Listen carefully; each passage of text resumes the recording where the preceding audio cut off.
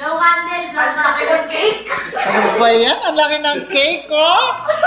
Hi guys. Ganyan sila kakulit at Natin ang Filipino book. minsan napapagalitan sila pero Guys, you see? they're very creative Bumlo in na ako. making this wonderful cake creation nila Wish yun. mo na ako. And they're 1, 2, 3, very go. excited. Nagulat ako Ready, nung 1, 2, sila ay 3. pumasok after recess. Thank you, grade 6. I love you, kakulitan, and I love you. You're I love so you very much. thoughtful today. Salamat sa inyong Maraming pagtsaga sa salamat. pag-prepare niyan.